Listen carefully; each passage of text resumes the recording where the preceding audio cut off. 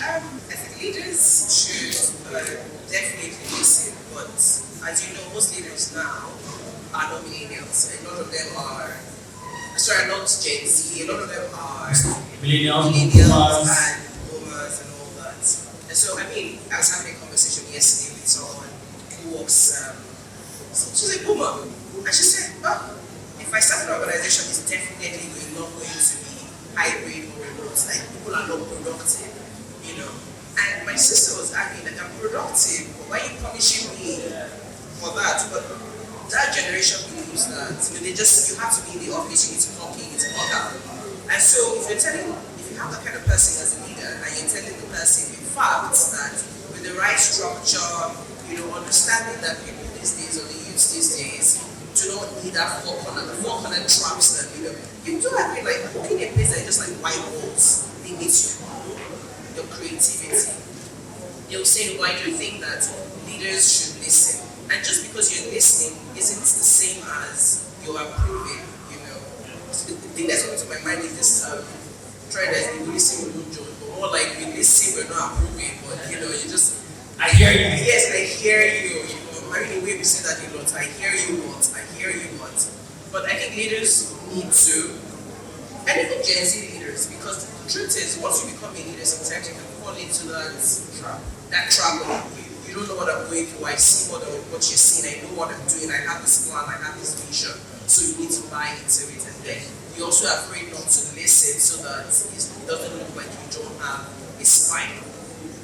But nonetheless, you should still listen or have like a trusted circle where you can go back to say, oh, what do you think? But I don't think that Gen Z are entitled.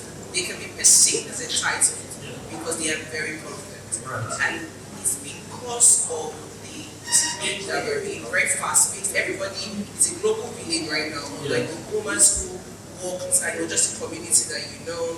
So right now we're seeing people are walking in Europe, and people are doing my day in life. You're not limited by anything. Like you said, you don't need to work in the office. So is somebody now going to maybe a job interview and they're telling you 5 days a week at the office, 9 to 5? You're just like, I would much rather wait. So they are fine with waiting, and it's a good thing. Is it? So, sometimes you can make a mistake in terms of desperation and jump into something, but they are not as, how do I put it? Maybe, especially in the context of Nigeria, it's like, last, So, they've removed a lot of pressures that the older generation had. A lot of them are not rushing to get married or have kids or, so those things that... Yeah, so it's just there. So they'll take their time, they're in game, there's the remote work, there's the economy. So they're able to fend for themselves by looking for what they want. Right. And that, in a way, pisses off the older generation because it comes off like they are not serious. Yeah. But then I guess the seriousness changes with every generation, and it's for the generations to understand each other. Gen Z understand the millennials understand Gen Z, understand the boomers, and understand that the circumstances that we met, is changing. So it's evolved. And so what the Gen Z is trying to deal with now is different from what a millennial is. A millennial, when you got into a job, you do yourself into it. Millennials are known to have burnouts, because we entered the job force and it was do, yes sir.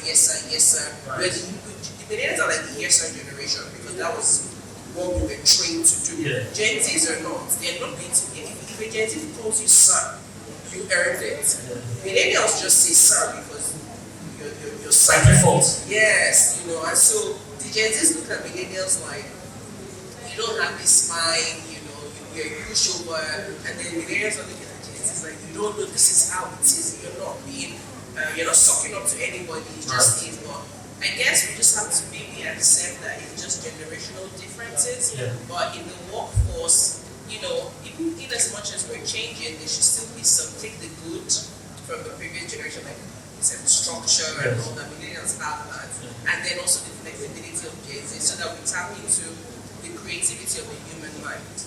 Because there's a limit to how much you can do so many, like 2 work at a time. Because really, the traditional work is you have an hour break. How many people count 4 hours at a stretch, right? it's not, oh, this if you're sleeping. I remember years ago, I was taking a nap because I always take a nap at work. And then the senior colleague came and was like, and I said, I'm napping. And he's like, why? I'm like, because I can't do anything otherwise. I can't be productive, so I need my nap. Yes. And after a while, they just knew that waking up is not going to do anything. Without fail, I will take an hour nap on my seat and then continue working. But there's some organizations that I would have visited HR multiple times, and they'll tell me that my job is on the mind because I am taking a nap. So at the end of the day, I guess we should look at productivity and then the health of the organization.